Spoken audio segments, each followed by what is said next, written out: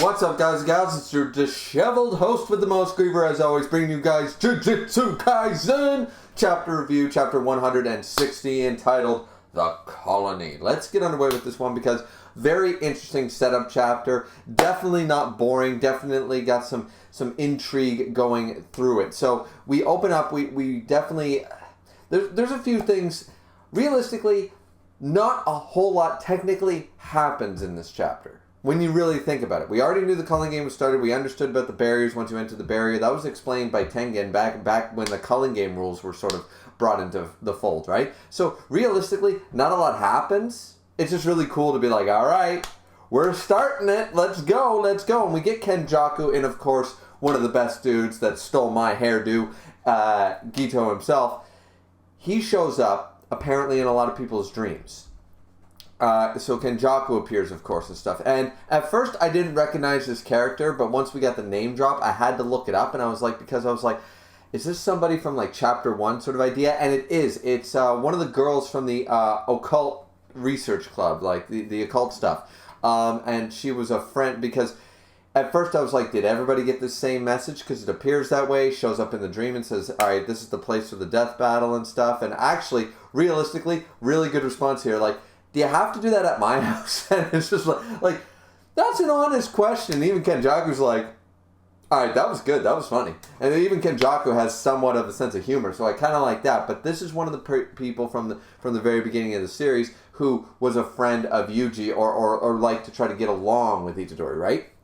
So, and right here, it's incredibly cool because we're seeing this through their eyes, through the eyes of the people that are sort of locked into the Culling Game. We see the huge black, like, cylinder dome around the barrier sort of idea. Kenjaku starts to explain that stuff. It's not anything we didn't already really know, and that's why I said this review in this chapter sort of goes along extremely quick because nothing like, wow, happens necessarily. It's just like, this is really good setup. This is really good tension building chapter. So, and all the panels, all the double spreads, like, I think this was more to show off. Like, the double spread's really cool. It's all black, and then we have Kenjaku and Sasaki just there, like, walking through, like, here, take my hand, we're going to go through, and then the next double spread is, boom, look at all the death and destruction, look at the monsters, look at the cursed spirits, look at everything, like, all the blood and all the destruction behind them and stuff. And it's like, this is just a pretty nice walk in the park, no big deal, we're holding hands, yada, yada, yada, nothing out of the ordinary, and it's just like, whoa. So, I really like that. I really like these double spreads. I don't know what I'm going to be able to choose for my thumbnail. That's the great thing. I love big double spreads that don't have any dialogue bubbles because they make for extremely easy thumbnails. But this chapter had like 3 double spreads, really nice ones. So I'm going to have to pick and choose what my thumbnail is, right? Apparently, though, everybody's sort of locked in and everybody's like, everybody had the same dream. What's going on? They see this big black barrier, nobody can get out sort of idea.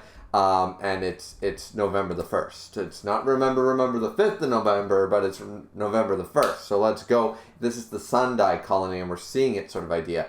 Though Kenjaku, once again, said, thank you for being a good friend to my son. And we're like, all right, that's clearly Itadori, but who is this person? That's why I had to go look it up and make sure. And I had an inkling it was somebody from Chapter 1, and we found that out.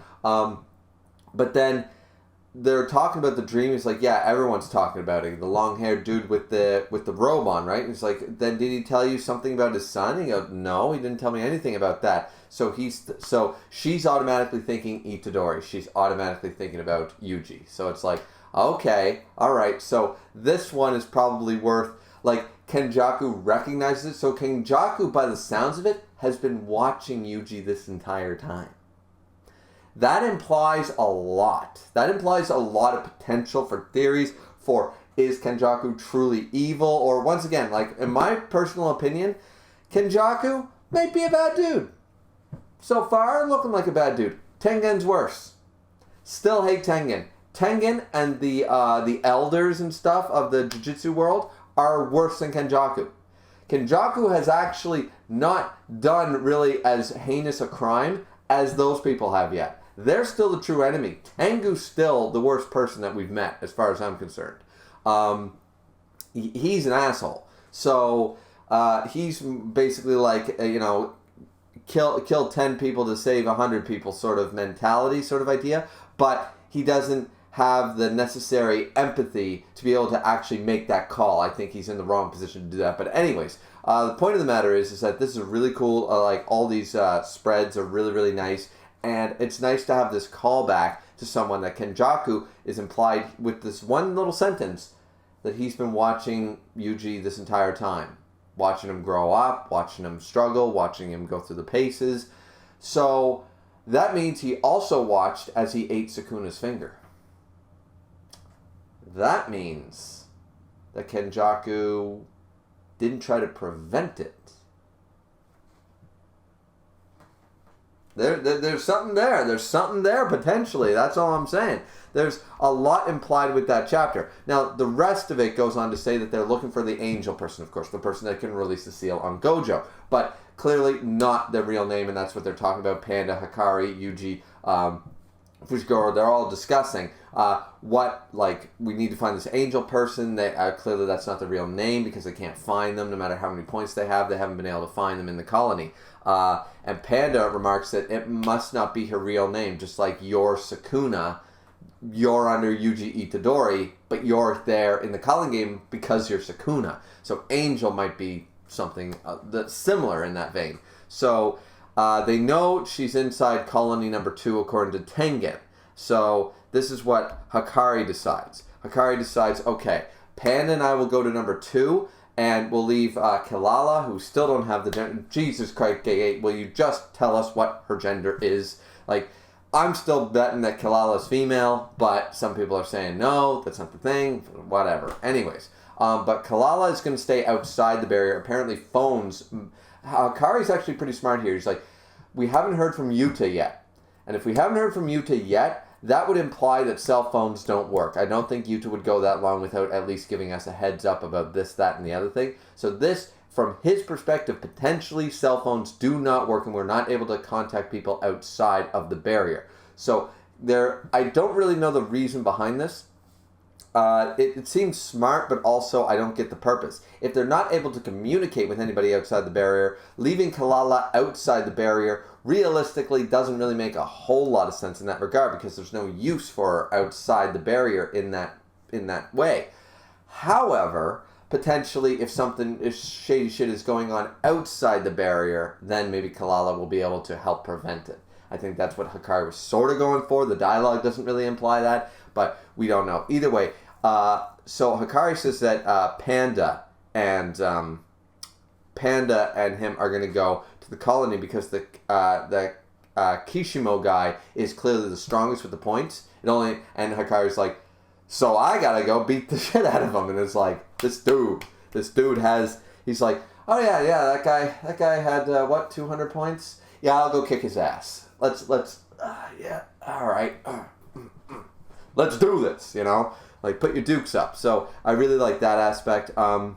We also have Itadori and Fushiguro. They're fighting and stuff but not fighting, but bantering back and forth about, oh, maybe we should go on separate teams, blah, blah, blah. And then Fushiguro just, shut the fuck up, Itadori. Shut the fuck up. It's pretty much the long and short of what goes on there. Panda says don't fight, yada, yada, yada. So we see the barriers, these big cylinder domes of black darkness. And they're on the city and the different colonies and stuff. So they basically say, we have the Kagone go for everyone who's about to enter. It's like, you are about to enter the Culling Game. Do you accept? It's like, this is Mission Impossible. Do you accept these conditions? I do. And so Hikari and Panda are like, yeah. And Itadori and Fushiguro are like, hell yeah. So that's the end of the chapter. Very, very exciting. Very hype-building chapter. As I said, not really a whole lot technically happens, but there's the implication that Kenjaku has been watching over Yuji since he was born,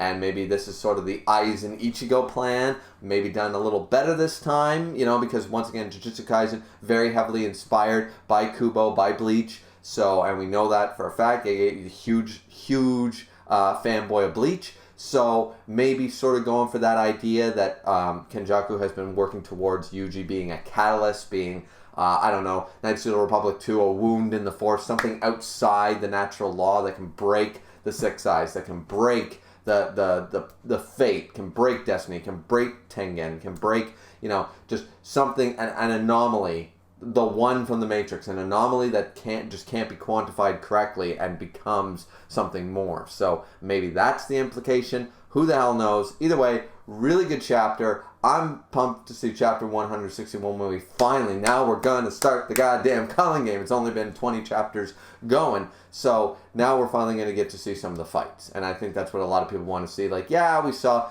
Maki do a massacre and we saw Hikari versus Yuji for a little bit, but that was just a scrape. That was just a scuffle. We were going to see some actual fights. Let's freaking go. This is a pretty good chapter. Not as good as last chapter. Of course, last chapter was really freaking good.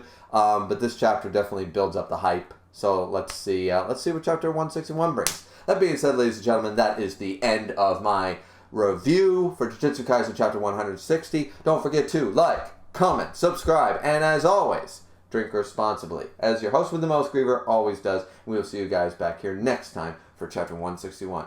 Peace out, guys.